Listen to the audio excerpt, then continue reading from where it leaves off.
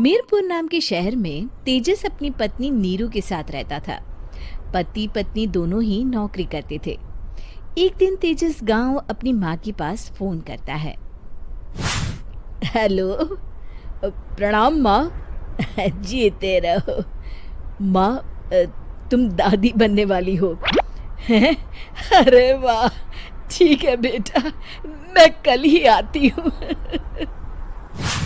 जब माँ जी शहर पहुंची तो बेटे बहू ने बहुत अच्छे से स्वागत किया। लीजिए माँ जी, चाय। अरे गर्मा गर्म पकोड़े ले आओ माँ के लिए। नीरू रसोई में गई और 2 मिनट में ही पकोड़े ले आई। जी ये लीजिए। बहू जादू से बनाए हैं क्या? अभी तो रसोई में गई थी। यम्मी। माँ जी, शीला रसोई में पकोड़े तल रही है, मैं बस लेकर आई। हे भगवान, मेरा धर्म भ्रष्ट कर दिया तूने। अब तो गंगा जल से शुद्धिकरण करना होगा। दूसरे दिन, माँ जी मैंने नाश्ता बना दिया है, ऑफिस जा रही हूँ। पर अभी तो घर का सारा काम पड़ा है। शीला आती ही होगी, झाड़ू पोछा बर्तन कपड़े वो सब कर लेगी। हमारे जमाने में घर का सारा काम हम ही करते थे। जी माँ जी, आप बहुत होशियार हैं, मैं घर ऑफिस दोनों नहीं संभाल पाती। तो जरूरत क्या है घर से बाहर जाकर चाकरी करने की? वैसे भी घर का काम खुद करने से घर में बरकत आती है, समझी? पर माँ जी। पर वर कुछ नहीं, इस महीने की पगार मिले फिर ऑफिस बंद है। हाँ। रात को नीरू तेजस से कहती है, सुनिए जी, माँ जी बोल रही थी कि मैं नौकरी छोड़ दूं। वैसे ठीक ही तो है, अभी तुम्हें आराम की जरूरत है। फिर भी आराम कहाँ, शीला को छुड़ाने के लिए बोल रही थी। तो अब 24 घंटे में इतना काम तो कर ही सकती हो। पर जॉब पसंद है मुझे, घर पर मन नहीं लगेगा। अगले दिन जब दोनों ऑफिस के लिए निकल रहे थे, मेरी तो कोई कीमत ही नहीं है इस घर में। माँ जी, आजकल महंगाई बहुत है, रहन सहन भी बदल गया है, दोनों नौकरी करते हैं तभी ठीक रहता है।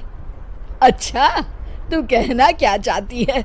मेरा बेटा तुझे बिठा के खिला नहीं सकता? तू ही इस घर का खर्च चला रही है, हैं? नहीं माँ जी, मेरा वो मतलब नहीं था।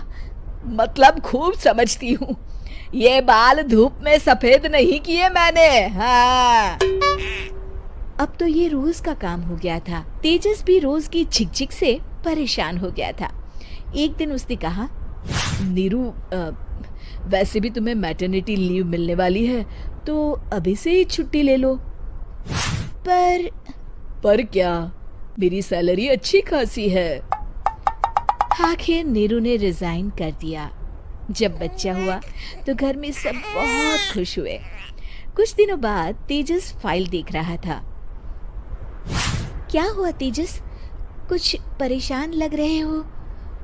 हाँ, वो हमारी जितनी सेविंग्स थी वो तो हॉस्पिटल में और छठी के फंक्शन में खत्म हो गई है नीरू। और अभी वैसे मंदी चल रही है तो मैं बोल रही थी कल मुन्ना को हेपेटाइटिस का टीका लगवाना है। नीरू, क्या पोस्टपोन नहीं कर सकते? नहीं जी, बिल्कुल नहीं। अब तेजस को समझ में आ रहा था कि उससे गलती हुई है। पैसों की कमी का असर घर के माहौल पर भी पड़ रहा था। अगले दिन, बेटा मेरा चश्मा और ये दवाइयाँ ले आना, पर्चा देते हुए माँ जी ने कहा। जी।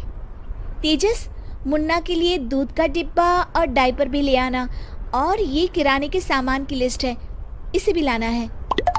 तेजस गुस्से में लिस्ट मरोड़कर फेंकता है और चिल्लाता है, पैसे क्या पेड़ पर उगते हैं? ये ले आना, वो ले आना।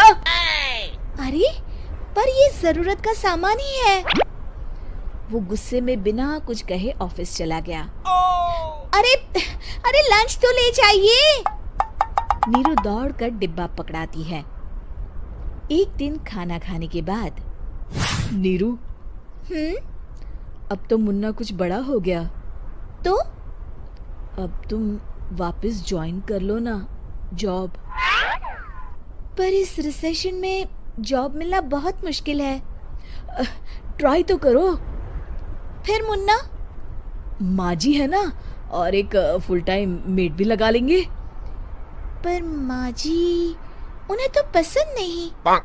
तभी माँ जी वहाँ आ जाती है और प्यार से नीरू के सर पर हाथ फेरते हुए बोलती है, अब मेरी समझ में आ गया बहू, पहले के और अब के समय में अंतर है। तुम काम शुरू करो, मुन्ना की जिम्मेदारी मेरी। मेरी प्यारी माँ जी। ये कहकर नीरू उनके गले लग गई। शिक्षा, परिवर्तन संसार का नियम है, हमें भी समय के साथ चलना चाहिए। उम्मीद है कि आपको हमारी ये कहानी पसंद आई होगी। कृपया हमारे चैनल को सब्सक्राइब करें और सभी अपडेट्स के लिए बेल आइकन जरूर क्लिक करें। और हाँ, वीडियो लाइक और शेयर करना मत भूलिएगा। Bye bye.